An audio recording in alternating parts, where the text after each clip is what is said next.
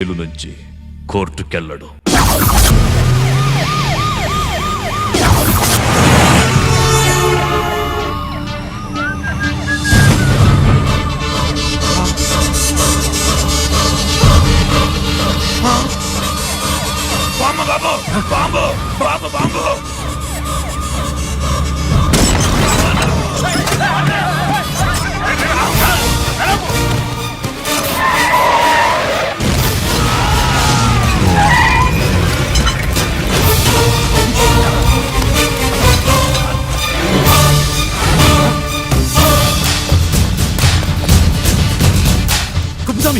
కుప్పస్వామి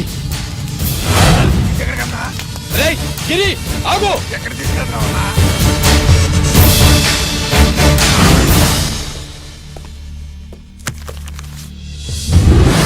ఇదేంటయ్యా, ఇతను ఇంకా ఉద్యోగంలోనే ఉన్నాడా? పీకేయమని చెప్పాగా. చెప్ప పెట్టకుండా తీసేయడానికి ఇది పొలిటికల్ పోస్ట్ కాదు, పోలీస్ డిపార్ట్మెంట్ ఉద్యోగం. మరి కుప్పుస్వామిని నీ కళ్ళ ముందే పేల్చేస్తున్నప్పుడు ఏమైందంట మీ పోలీస్ డిపార్ట్మెంట్? ముఖ్యమంత్రి దగ్గర నుంచి మంత్రుల దాకా అందరూ బుల్లెట్ ప్రూఫ్ జాకెట్లు ఎందుకు వేసుకుంటున్నారు తమరు ఎక్స్ప్లెయిన్ చేస్తే మీ ప్రశ్నకి నేను మా డిపార్ట్మెంట్ తరఫున సమాధానం చెప్తాను సార్. ఏంటయ్యా రెచ్చిపోయి మాటకు మాట మాట్లాడుతున్నావు? కుప్పుస్వామితో పాటు నీ తమ్ముడు కూడా అదే వ్యాన్ లో ఉన్నాడు కదా, వాడు ఎందుకు పేలిపోలేదు? ఎలా తప్పించుకున్నాడు? ఇంతకీ మీ బాధ కుప్పుస్వామి పోయినందుక మా తమ్ముడు తప్పించుకున్నందుక? నువ్వు నీ తమ్ముడిని తప్పించినందుకు. మంత్రి గారు, నోటికి ఏది వస్తే అది మాట్లాడడం మీ రాజకీయ నాయకులు చేసే పని, మా పోలీసుల పని కాదు. మా తమ్ముడితో పాటు కోటిగాడు కూడా తప్పించుకున్నాడు. వాళ్ళిద్దరు పారిపోయారో ఎవరైనా తప్పించారో 24 గంటల్లో డిఐజీ గారి టేబుల్ మీద పెడతాను. అదేంటయ్యా అంత రెక్లెస్ గా మాట్లాడేళ్తాడేంటి? చేతులు తడుపుకునే ఆఫీసర్లైతే మీలాంటి వాళ్ళని చూసి నీళ్లు నవ్వులుతారు. గుండెలు మండే ఇలాంటి వాళ్ళు నిప్పులు కక్కి వెళతారు. సాయంత్రం లోపతను మీ వాళ్ళను పట్టుకోకుండా చూసుకోండి.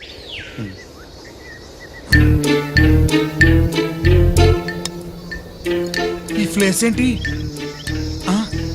ఇప్పుడు ఎక్కడున్నావు? ఆకాశం కింద. అంటే భూమి మీద. మరి ఆ మందేంటి? పోలీసుల నుంచి తప్పించుకున్నాం కదా, పార్టీ చేసుకుందామని. పార్టీయా? ఆ, మరి కట్టేసావేంటి? మందెక్కువ అయితే పడిపోతావని. నాకొద్దు. వద్దంటే ఎలా రాగొట్టిగా? అయితే నువ్వు కూడా తాగు. లేదు, నువ్వు తాగాలి, నేను వినాలి. ఏం వినాలి? నువ్వు చెప్పేది. ఏం చెప్పాలి? నిజం. కుప్పుస్వామిని చంపింది ఎవరు? నాకేం తెలీదు, నాకేం తెలీదు. రేయ్! దండం పెడతానా? ఒరే కోటిగా, కుప్పుస్వామిని చంపడానికి పోలీస్ వ్యాన్ మీద బాంబులు వేయడం చూసాక నువ్వు వ్యాన్ నుంచి దూకేశావు. నీ టైం బాగుంటే బతికావు, లేకపోతే అన్నా పొరపాటున పోయి ఉంటే ఏమైందన్నా? పవర్ పోయేది. నీ శవాన్ని తీసుకుని నేను మీ ఇంటికి వెళ్ళేవాడిని. మీ ఇద్దరు పిల్లలు నాన్న పోయావా నాన్న పోయావా అని ఏడ్చేవాళ్ళు. బాబు ముత్తైదువులు బలవంతంగా నీ భార్య పట్టు తుడిచేసేవాడు. పార్వతి నీ దిక్కులేని శవాన్ని చితిపేర్చి నేనే అంటించేవాడిని. అది సగం గాలి ఆరిపోయేది. మిగిలిన శవాన్ని కాకులు గద్దలు తినకుండా నేనే కిరసనాలు పోసి అంటించేవాడిని. వద్దన్నా, వద్దన్నా. నిజం చెప్పేస్తా, చెప్పేస్తా. పోనీ ఫిట్రోల్ పోయినా అసలు ఈ కథే వద్దన్నా. వద్దు. నిజం చెప్పేస్తానన్నా, చెప్పేస్తా. సరే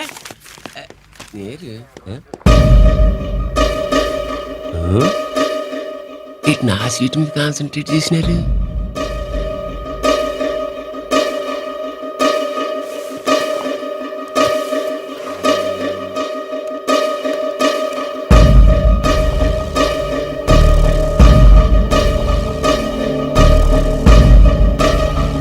జీకే గారు, శ్రీ నోకరాజ్ ఇన్ఫర్మేషన్ చేసుకో.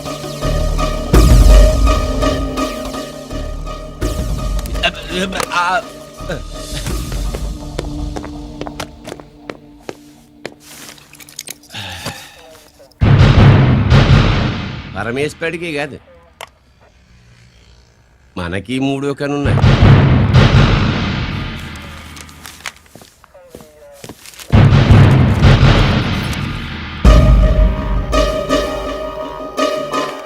హలో నాన్న బాస్, సీన్ ఒకరికి మాట్లాడు. మా ఏసీపీ గారు ఇలా కలెక్టర్ని వెళ్ళడానికి వెళ్తాడు. కలెక్టర్నే సాయంత్రం మీటింగ్లోనే ఉంటాడు అన్నట్టు.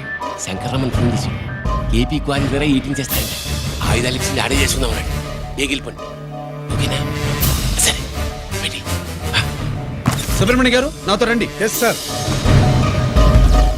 సీక్రెట్ గా కంప్యూటర్ లో నా బొమ్మ చూసేయడం కాదు బాసు, రేపు ఆంధ్రదేశం అంతా పేపర్లో పబ్లిక్ గా నీ బొమ్మ చూసేస్తుంది.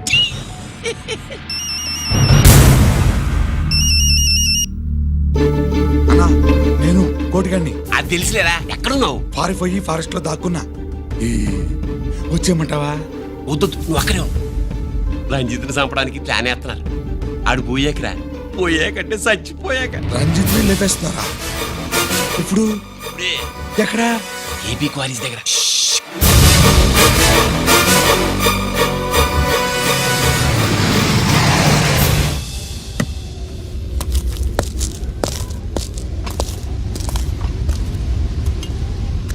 ఇక్కడే ఉండండి సార్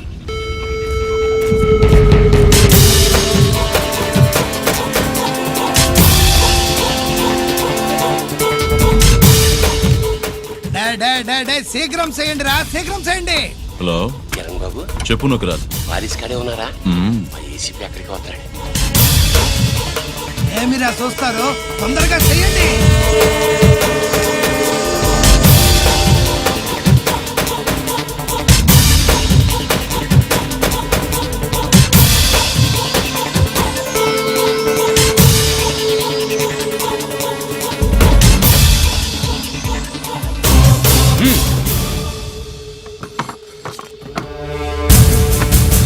రేయ్, అందరూ కలిసి దించండి.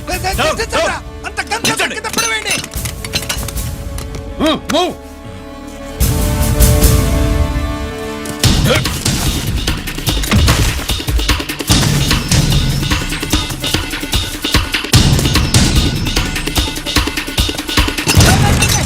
దించండ్రా. వాడు బుల్లెట్ తో చావకూడదు. ప్రమాదంలో డైనమైట్ పేలి బాడీ పీస్ పీస్ కావాలా, అప్పుడుదా మనం సేఫ్.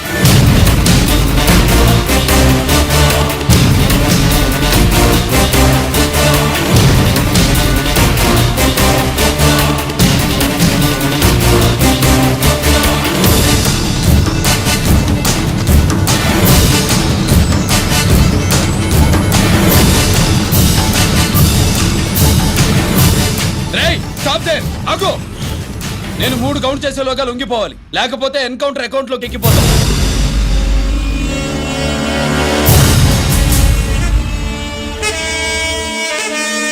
1 2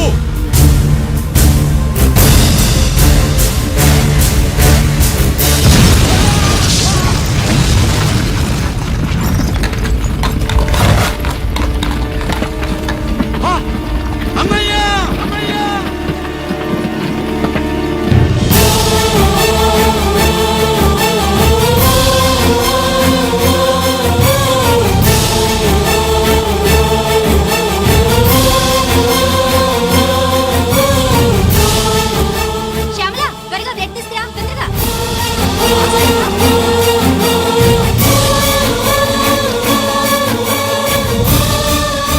డాక్టర్ బాడీ నిండా మల్టిపుల్ ఫ్రాక్చర్స్ ఉన్నాయి. ఏదైనా పెద్ద హాస్పిటల్కి తీసుకెళ్తే బెటర్. లేదు డాక్టర్, ఇక్కడే ఉంచుదాం. రికవర్ అవడానికి కొంత టైం పడుతుంది. పట్టనే ఉండి పర్వాలేదు. ఓకే.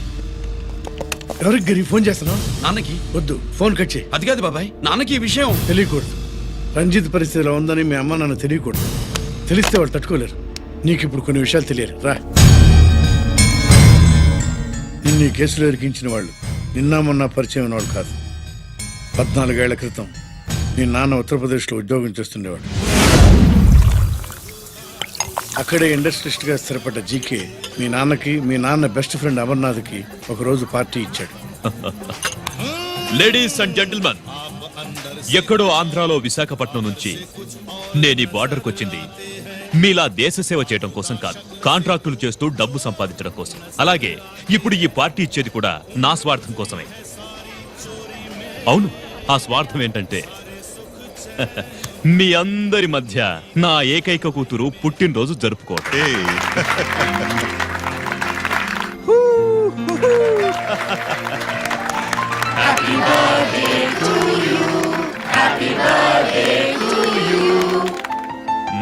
ఈ మధ్య ఏమైనా ఆంధ్ర వెళ్ళొచ్చారా? सर आपके लिए फोन आया। मेरे लिए? जी हेलो సార్ నేను హెడ్ క్వార్టర్స్ నుంచి మాట్లాడుతున్నాను. या होल्ड ऑन మేజర్ కాన్ఫిడెన్షియల్. या ఆ గదిలోకి వెళ్ళి మాట్లాడుకోండి. నో ప్రాబ్లం, అది నా personal room. Thank you please excuse me please career. చెప్పండి అమర్నాథ్.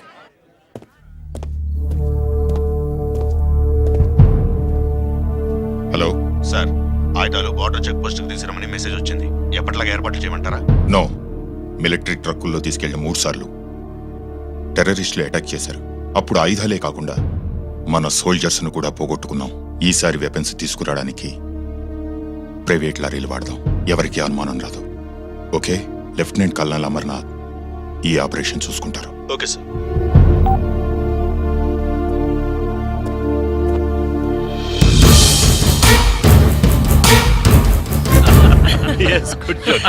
అమర్నాథ్ సార్ మనం అర్జెంటుగా హెడ్ క్వార్టర్స్ కి వెళ్ళాలి. ఈ టైంలో yes, it's an important operation. Okay sir. Excuse me gentlemen, we have to go. All right sir, thanks for coming. Thank you sir. నమస్తే. నమస్తే స్వాతి. ఏంటి మమ్మీ? రమ్మా వెళ్దాం. Bye uncle. Bye sweet heart.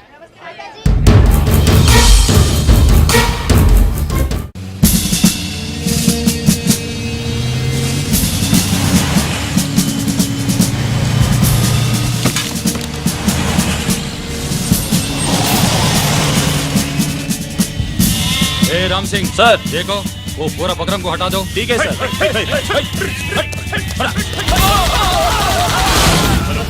Hello sir ఇక్కడ attack జరిగింది.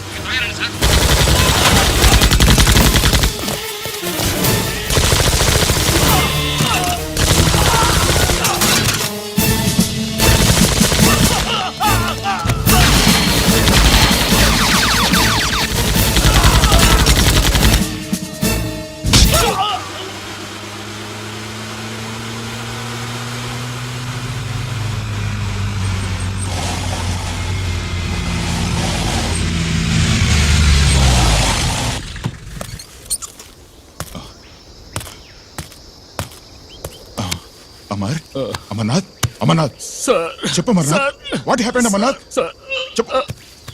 అమర్నాథ్ కమాన్. Amarnath.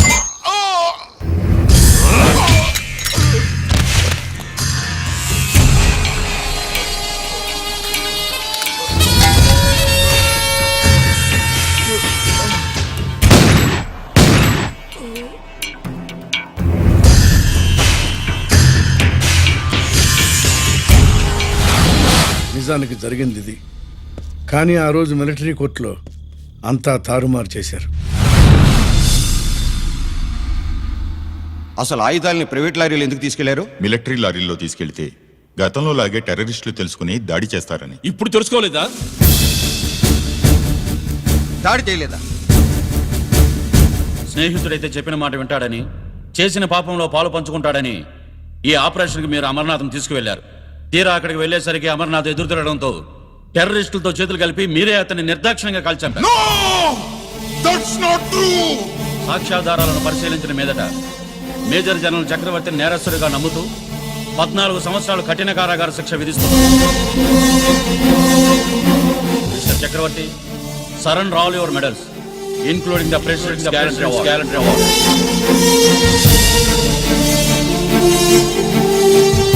The President's Gallantry Award.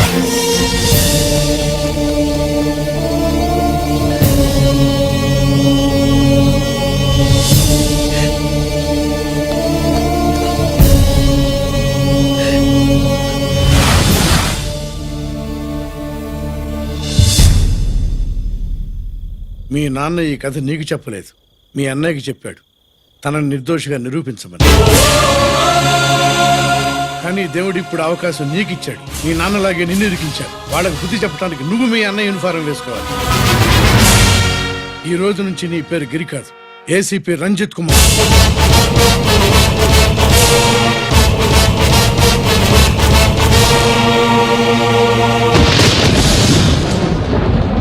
మందులోడా ఊరిమాయలోడా మావరారా Gopi చిన్నవాడా మందు.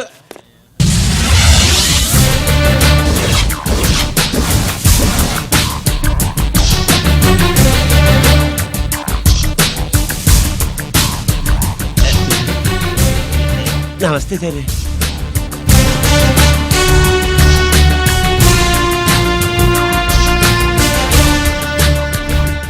ఏంటి sweets పంచుతున్నావు? నీ పుట్టినరోజా? లేదు సరే. నీ అబ్బాయి పుట్టినరోజా? నాకు అందరూ గుంటలేదు సార్. ఓహో, నీ గుంట పుట్టినరోజా? లేదు సార్. అర్థమైందిలే. నీ శత్రువు ఎవడో టపా కట్టేసి ఉంటాడు. ఆ ఆనందంతో నువ్వు స్వీట్స్ పంచుతున్నావు. లేదు సార్, లేదు. అదేమిటయ్యా చెమటలు పడుతున్నాయి? నేనంతే సార్, నా ఏ పని చేసిన చెమట ఓడ్చి పని చేయడం నాకు అలవాటు. నేను స్వీట్స్ తిన్ను, మనదంతా కారా. Sir there was a bomb blast at KP Quarries. Is it true? Sir, is it true? No comments. ఈయన అడిగితే మీరు సమాధానం చెప్తారేంటి? మీరు చెప్పండి సార్. అయితే నేనే చెప్తాను. No comments. బాంబ్ బ్లాస్టింగ్ కారణం ఎవరు sir? No comments. Any casualty sir? No comments. మీరు చెప్పండి సార్. ఆయన చెప్పినారు కదా, నేను అదే చెప్తాను. No comments. ఏ ప్రశ్న అడిగినా ఏసీపీ గారు నో కామెంట్ అంటున్నారు. పూర్తి వివరాలతో మళ్ళీ కలుస్తాం. కెమెరామ్యాన్ సుబ్బరాజ్తో మీ అనిత.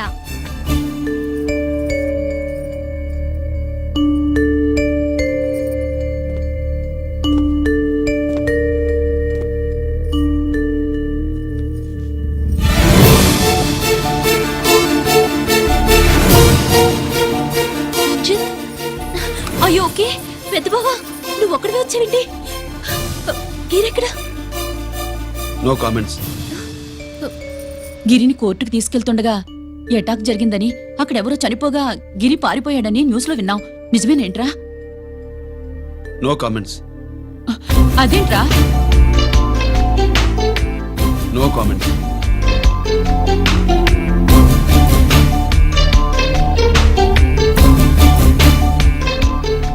అదేమిటండి, గిరి గురించి అడిగితే నో కామెంట్స్ అంటాడేమిటి? వాడి గురించి టెన్షన్ పడ్డం వేస్ట్. గిరి ఎక్కడున్నాడో నాకన్నా చెప్పొచ్చు కదా. దేనికి? మా నాన్న వేరే వాడితో పెళ్లి చేస్తానని టెన్షన్ పెట్టేస్తున్నాడు. రేపు నేను వచ్చి మీ నాన్నకి టెన్షన్ పెడతాలే.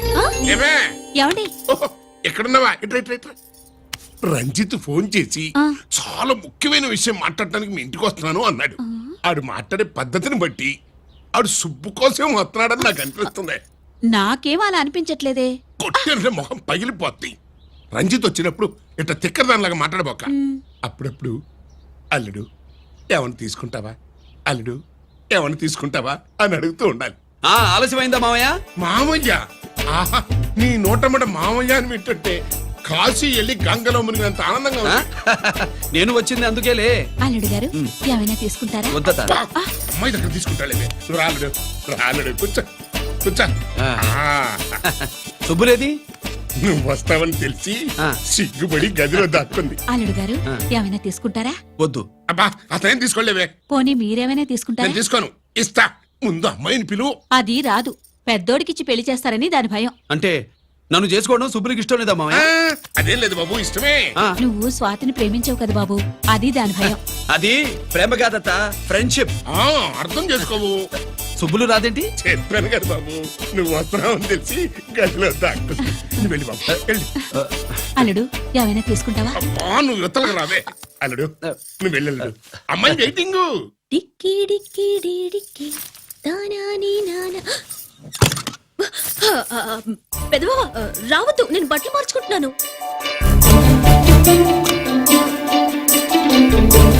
చెప్పానుగా బట్టలు మార్చుకుంటున్నాను. తెలిసే వచ్చా. ఎందుకు? అందుకే. నువ్వు మంచివాడు అనుకున్నాను. నువ్వు పొరపాటు పడ్డావు. రావద్దు, గిరి నేను ప్రేమించుకున్నావు. పెళ్లి చేసుకోలేదుగా.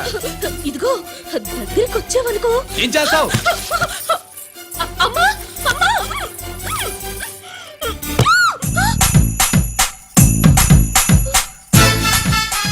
నే నా పెట్రోమాక్స్.